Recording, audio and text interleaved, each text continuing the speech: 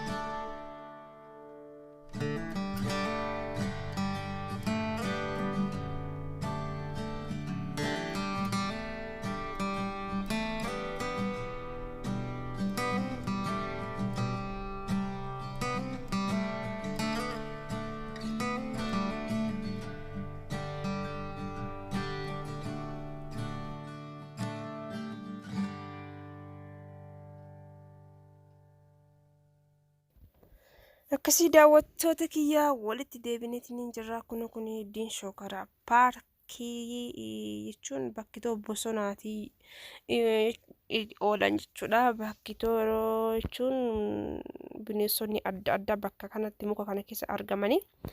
Ani silaa jechuun makiinaan kun naaf dhaabaa turayyuu maaliif namni karaa deemaa jira waan ta'eef nama ana qofa fe'ee hin deemu.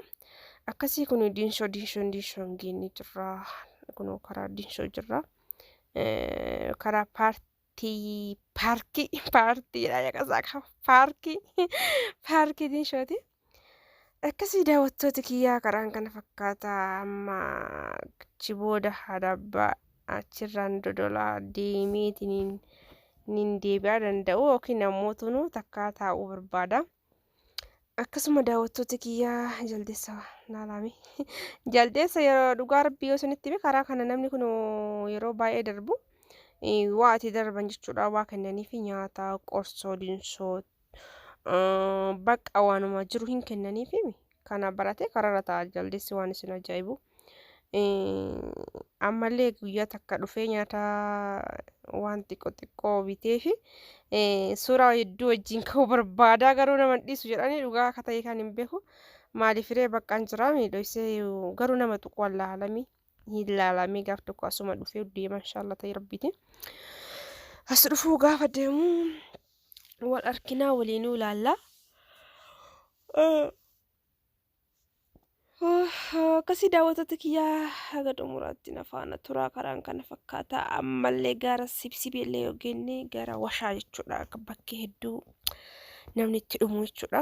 Waan garaa nama nyaatu hordoftoota kiyyaa dhiyoo tana gaafa nu dhiyooma keessa bosooma keessa moo soomana dura nama 17 bakka kana sanitti dhume achis ga'uu geenne isin dubbisaame. Isin deebisaa yeroo bakka san ga'e jechuudha.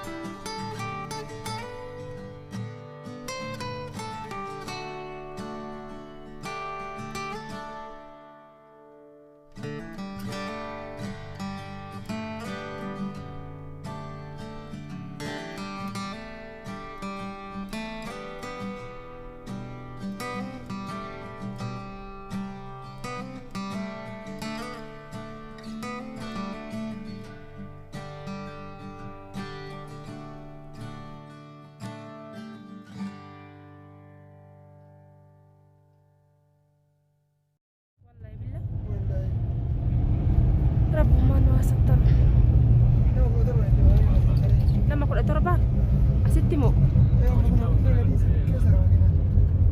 la bakkuma kana rakkito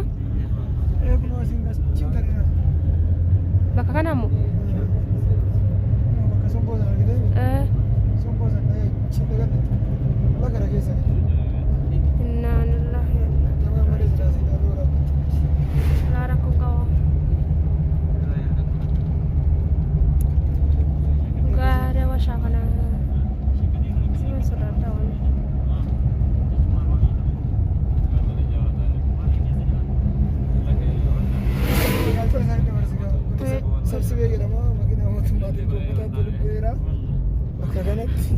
jadi wallah sirri jirta jiraarta makina mootummaatiifi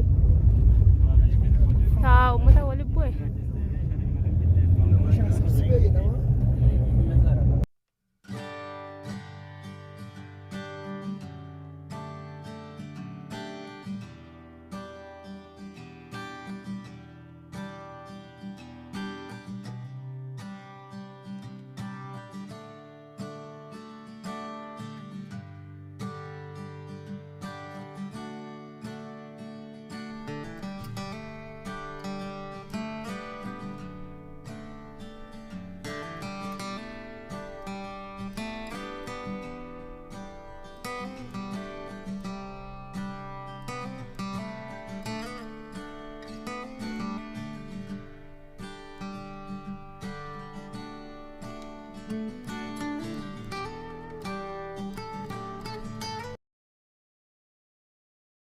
akkasii hada abbaa kun ossennitiin jira balbalarra jira karrarra jira jechuudha.